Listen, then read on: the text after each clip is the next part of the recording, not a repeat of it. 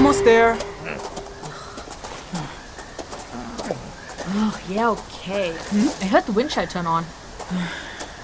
Are you still mad at me? Nah, not really. Malaki gave me some of those jerky stripes he made this morning. I guess I was just hangry. I told you, she's cranky without food. That, and I'm not really into that kind of drama. Look, I know I'm not a smartass like you. I guess I kinda knew you thought of me that way. Your behavior made it pretty much clear. I Guess it was more the way Ferryce pointed it out that got to me. Oh shit! I am as blunt as a flint stone. Have you been with us the whole time? Of course. Stalker. I'm in Raka's gemstone. Did you forget that? I thought Raka would have to summon you when we needed you. Raka, you need to better educate this human. Yeah, Raka! To be fair, I wasn't sure either. I didn't know it would follow us like this. Yeah. If you had, I'm sure you wouldn't have said those things about them earlier. If you had known your monohorn would be inhabited by a Veyron, I'm sure you would have polished it for it. Touché. Polish my... Is that a thing you score do with your horns? You polish them? So, how's it in that monohorn? It's a gem, not a horn. Oh, it's quite comfortable. I enjoy the view. Raka is quite tall. Yeah. And it's been a long while since I had a chance to see anything outside of my grove. Aren't you getting motion sick? I know I would be if I were in your place. Always made me puke when I played first-person games. I can tolerate it. But I don't perceive the world the same way you do. On another note, does anyone have any thoughts on how we could deal with the Finar?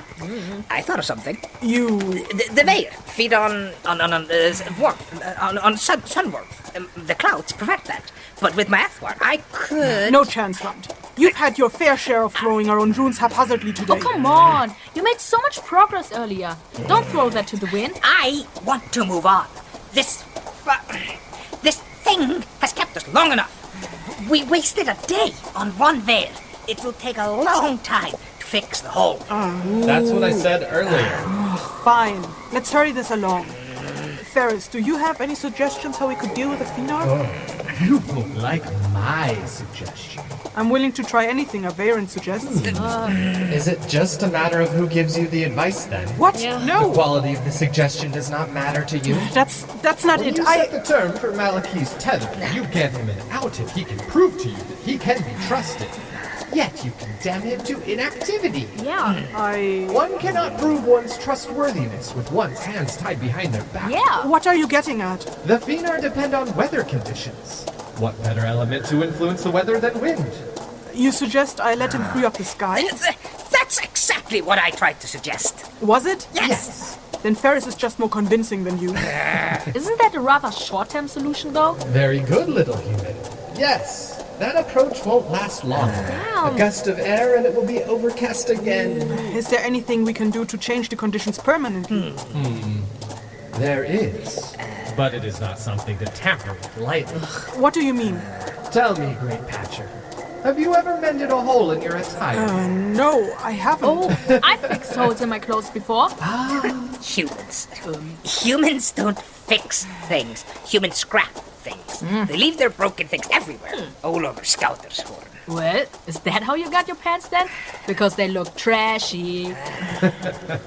How did a human learn to mend fabric?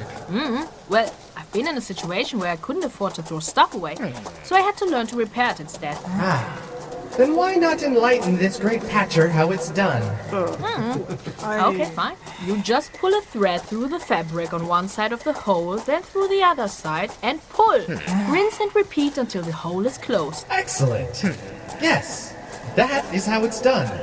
So we fix the hole the same way. Pull a thread through the Eyþór phrase and bring it to the other side of the Scouter's horn. Very good. See, Patcher?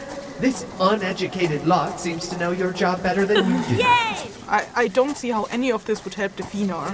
Oh, you are dense today. The Eyþór web is a surge, a wave, like ebb and flow. It comes, it goes. In the past few decades, these surges on the wind and water weaves have caused the climate on the Skundr to grow colder. As a result, the Finar have been getting less nourishment every year. They starve. just like the Skur, to make this a little more relatable to you, Malaki. Are you writing this down, Raka? This is important. The Skur used to be able to sustain themselves when the land was more fertile. They fed on the large Koshorus herds, which used to live here. But as the climate changed, they became scarce. They are almost extinct now. Oh. And without the Koshorus, the Skur starve, just like the Finar. What? How does the Eyþór web play into that change? It is the fabric of this world, human. It is the grid, yes, wireframe, if you want to think of it that way. Okay. But it is not unchangeable. It shifts. It is like fabric in the truest sense. Folding, unfolding, fraying, tangling, slipping. Without a seam, it rips. I'm not sure I'm getting that analogy. So if I patched this tangle weave that way instead of the normal way, that would fix the surges of the web in place, stabilize the weather on the Skunder, and the situation for the Finar would normalize? Yes, not only the Finar, but all who live on the Skunder would benefit of this. Warmer climates means more food for prey. Eh? More food for Skurka. They wouldn't need to raid carrier settlements anymore. Kinda sounds like you're already on board with this. I would prefer not to tamper with the weather. Can't I patch this tangle weave the regular way? Yeah, I was wondering about that. What is the regular way? Oh, you mean by asking other Veyran to do the dirty work for you? The normal way would involve asking Veyran near the holes to connect the Eyþór phrase back together, in exchange for favors and oaths, like the one I made with Ferryce. But this tangle weave is too big to fix with your regular methods. By the sound of it, this tangle weave is quite large. Yes. Larger than any I had patched before. Damn! We have great power, but it is not unlimited. The distances we'd have to pull those frays are too great, even if all of us consented to work together. Yet that would not change the weather conditions. But patching the hole the way you suggested would result in warmer climate on the Skunder. Yes. Who knows what else it might affect? Yeah. Climate change can have a pretty wide reach. We had that many decades ago on Earth. The climate on the Skunder has always affected the whole of Zealand, and will continue to do so regardless of your intervention. Warmer or colder, it does not matter. The rest of Zealand will follow suit. What matters is how well mortals adapt and deal with the repercussions. Skur have adapted well enough that they managed to survive. The Koshorus have not. That is the way of nature. Those who are not willing or too slow to change will fall victim to change itself. What is your assessment on the situation as a Veyran? Good question, Raka. Change is a pendulum. It swings back and forth between two extremes. Finar are nature there, and they should not need to make this radical a decision. In my opinion, the Skunder weather has reached its extreme and is ready to swing back the other way. Any further and the overall temperature in Zea would drop significantly. Oh, okay. I see. There it is. Thank the Fjarta, it's still here. That's the Finar and the Stone Serpent, Ferryce. Repugnant. Wait, so are you disgusted by that? Or do you want to help them? The way you spoke of them earlier, it sounded like you felt sorry for them. I do. As a person, I feel sorry necessity drove them to such extreme measures. As Veyran, I am disgusted that they would take up something as petty as a mortal's body. They are not meant to have physical bodies. The physical world is for mortals, not for Veyr. Any kind of Veyr that goes against that simple principle is an abomination. Disgraceful. Despicable. Have you ever tried having a body? Oh, the 14 forbid, no. I would rather return myself to the weave than do that. Really? I really despise inhabiting anything physical. Even Raka's gem I only reluctantly inhabit. But my curiosity far exceeds my disapproval. I seem to remember having heard of a Veyran who tried to attain a mortal's body. Well, take it from someone that has a body. I don't really recommend it. Leaving it from place to place is a chore, and breathing is a nuisance. But Hey, food is great. Or you should try it out for food, if nothing else. You might enjoy it. Oh, buffets, chicken wings. I think that is an experience I can do without. No, really. Malaki's a great cook. He just made beef jerky. You should... At any rate, it looks like they've snapped quite a few vines already.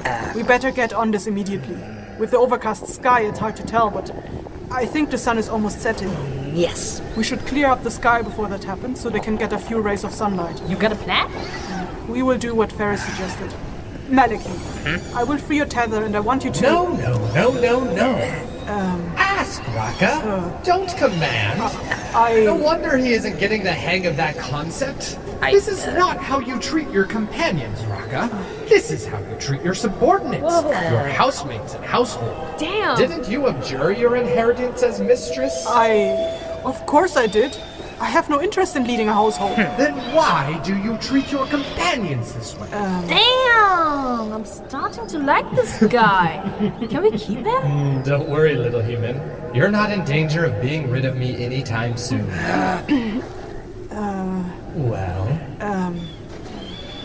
Malaki, Yes. if I free up your Eyþór, will you help me with this? Can you clear up the sky? I suggested that earlier. I know. I apologize for ignoring your suggestion earlier.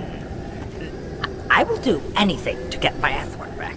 And if my wind runes can help change the conditions for Skurka, I will help. Good. All right. What about you, Lyn? Me? What could I possibly do that Malaki or Ferryce can? I need you to be my eyes. You have to see the weave for me. The weave? Wouldn't Mal be better for that job? I can't see the weave. Oh. I can only see runes and Ver. Oh, right. Forgot about that. Yeah, okay, sure. What did you have in mind? I plan to shoot an arrow with a thread rule through the weave. Like you said, pull a thread through the fabric. But I need you to tell me where to aim. Okay, sure. I think I can do that, but I don't know where left and right is. A good plan. All right. Are you ready for your wind runes, White Eye? I am the wind. Not this again. Damrat, Riliniki. Yes! Yes!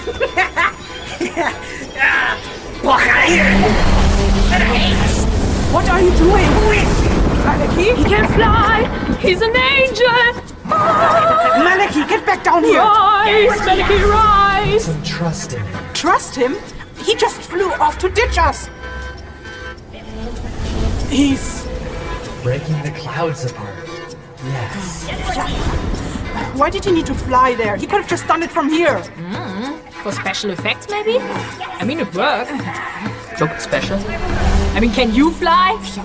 You've kept him on a short leash for 5 days. Didn't you notice how excited he was to get his runes back? It is part of who he is, after all.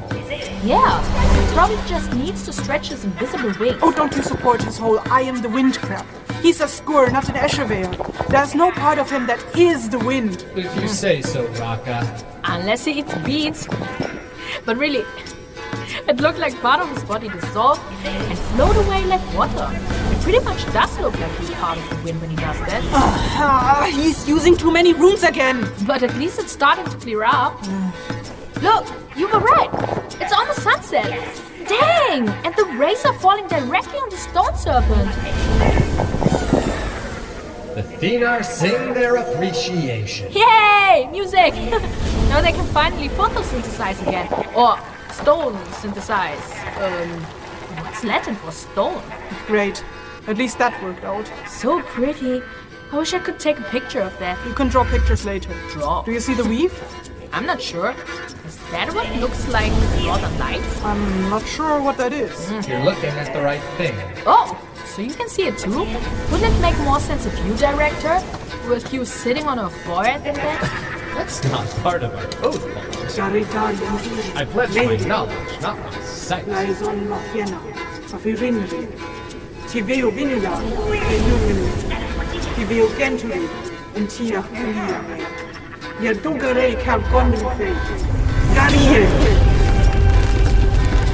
did you do? Attach a thread rune to the arrow. Can you even shoot it that high? We'll have to find out. A word of advice, human? Sure. Let her aim for the part where all the different colored weaves overlap. That way you make sure all the weaves get tied together. The point where the arrow pierced the weave will repel clouds. That will give the Fina a permanent window through which they can get sunshine. But the layers are all moving. None of them are... Yeah, okay, sure. Let's do the first playthrough on nightmare mode. I can do that. Oh, Malaki. You came back. Yes. You had doubts. Not me, but... Who told you could just fly off like that? You told me to clear up the sky. I did. You could have done that from here. There was no need for you to fly up there. Wind loses force if it has to blow long distances upwards. That is correct. It was easier this way. Checks out for me. Can you two just stop falling on my back? But it's so entertaining. What he said. Can't argue with that. Let's just move on. The clouds are moving back together already. Gee, party pooper. Okay. Where do I aim? Let me stand behind you so I know where you're looking. Sure. By the way, how many tries you got for this? Preferably just one. Oh, you only got one shot. Do not miss your chance to blow. Gee, a way to lift the pressure, Raka. All right, let's lose ourselves in the music. The layers are all moving, but I think they're aligned. They're there. I can't see where you're pointing. Get on my other side. Oh, dang it. Okay, there. Come on, fire. Shoot, do something. Calm down. The layers are moving out of alignment. Fine. Way off. Not even close. Oh, you had one job, Raka. One. Ferryce. Yes. You either help me with the aim or you don't, but don't give me remarks like that after I shot. Oh, the shots have been fired. Oh, excuse me. I thought you couldn't see the web. I was mistaken in thinking that you wanted me to inform you about the things you couldn't see. Go fetch, Malaki. Yes. No, don't. Yanvujia. I didn't think you'd actually do it. Why do you give him commands like that? What's the big deal? He seems happy to help. He's not supposed to be using wind runes. I'm supposed to hold his Hey, tether. why don't we just let him pull the thread through the weave? He can just fly to the point where they overlap and poke the arrow through, can't he? That won't work. Not without Eyþór to all four elements. Look, when he comes back, let's just try this with a little more focus. We don't need to rush things. If the layers move out of alignment, we'll wait for the next opportunity. All right. Sorry. I got a little nervous when you said we only had one chance. And then all the layers have to be aligned too. And that just happened and I didn't want to mess it up. Sorry, I didn't mean to put pressure on you. It's alright. Really, I'm used to... Well, I should be used to working under pressure. Here's your arrow. Oh, good boy, Malaki. Good boy, Mel. Mel. Oh, come on. You like it, don't you? No, I... Paferindia, Dinar, Cambria Malakiri. I didn't do anything. That was not necessary. You ditched us. I came back. Raka, you really have a problem. You knew I was only going to temporarily free your Eyþór. And I knew your bickering was going to be like this. But how can you stand this a full day, human? Well, they have the moments. It helps thinking of them as two chihuahuas barking at each other. In the end, they're all just threats, but no real danger. Like sharp claws. Yeah, Ready, Lyn? not much more than before, but sure. Remember, we don't have to rush it. All right.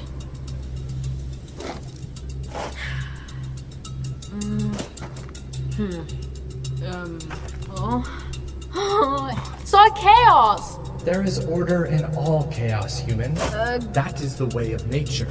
The weave is no exception. Watch the layers. Okay. Learn their flow.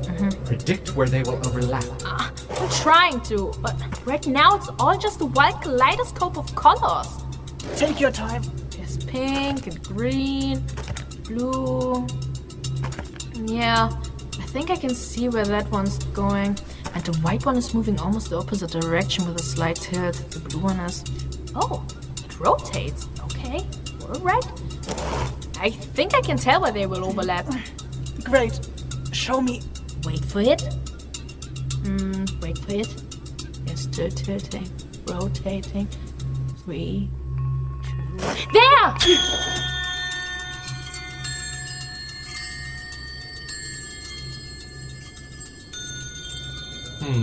Close.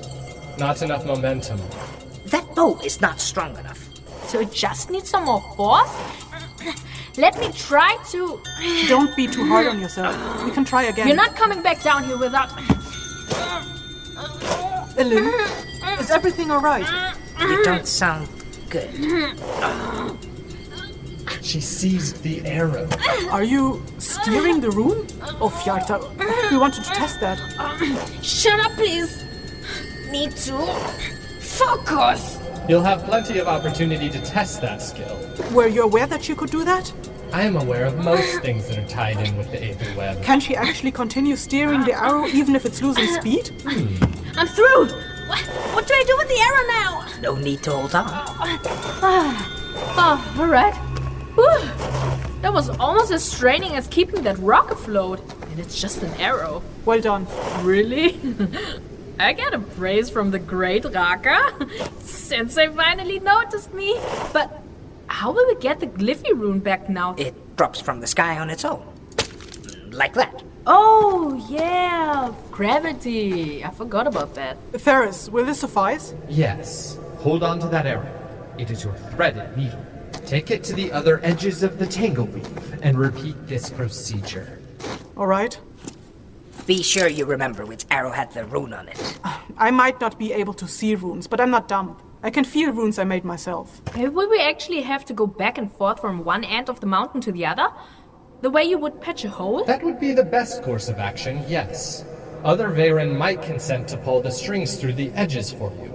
That way you don't need to continuously go through the Aether phrase. But wouldn't that just mean involving Veyron again? I thought the main reason to do it this way was to avoid involving Veyron. The main reason was that this will stabilize the weather. And because no Veyron will be able to fix this large of a tangle weave on their own. Not the way Raka would usually patch them. It is simply too big. But there is no shame in asking for a Veyron support regardless. Yeah. As much fun as the tangle weave is, it caused just as many problems to us as it does to you mortals. I think we'll go with that then. Thanks, Ferryce. You're welcome, Raka. So what will the Stonefingers do now? Feast, I assume. And then break their formation and settle once they realize there's no need to relocate anymore. Alright. Seems like this issue is resolved. Aww. Did you hear how awkward Raka got in some parts there? So cute. No. What? This is wrong. What's wrong? They shouldn't be tampering with the weather like this. Akasa, isn't your Rontar from the desert? What's that got to do with anything? Shouldn't you be more enthusiastic that Raka wants to stop the cold weather from the Skunda, causing the overall climate in Zia to drop? My personal feelings have nothing to do with this. Surely? If there's one key rule all magic apprentices have to learn before beginning their education, it is never to tamper with the weather. Oh, even if it was suggested by Veyron? I don't really know.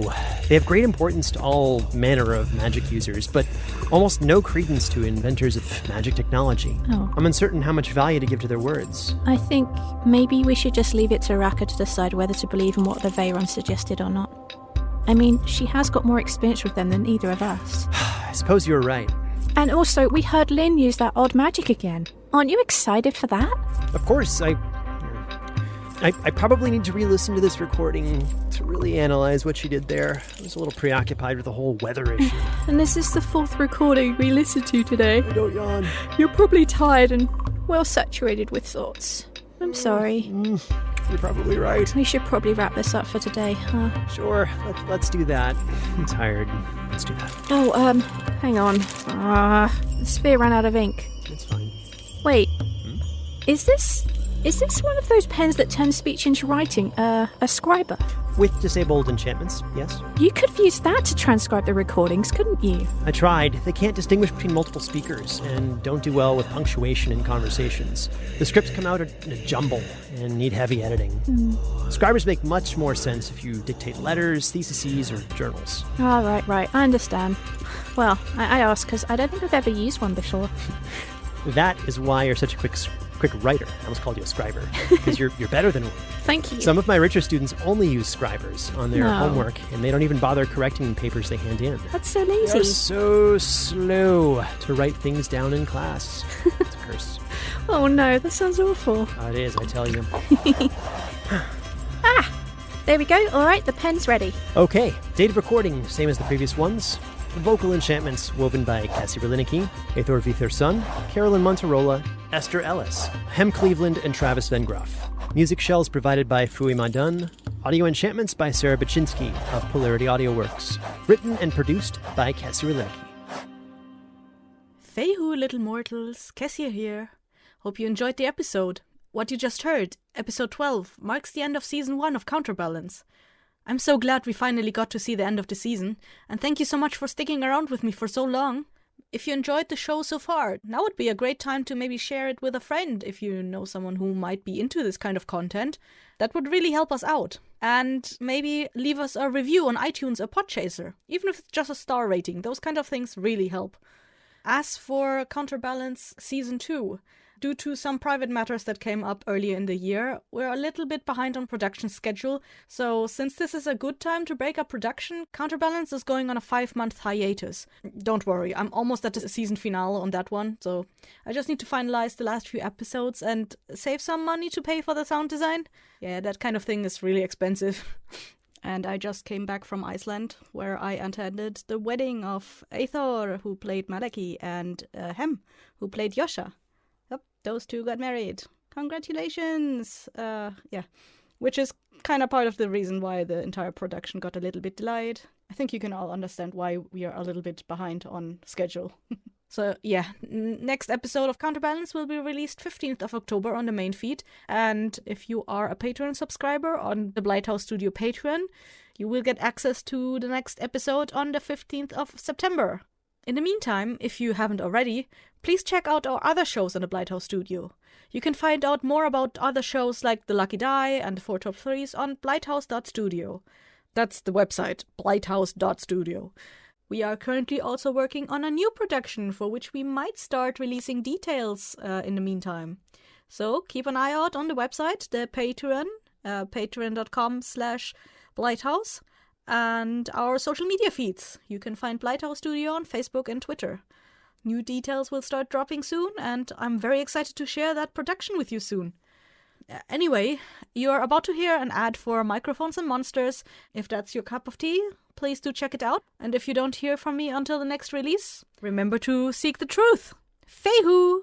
Microphones and Monsters is a Cthulhu D&D actual play with a balance of horror, mystery, and comedy. Our story begins in a 1920s Magitech noir setting. We follow the story of Alistair. That power is very much something that I need, and I don't want that to stop. Victor.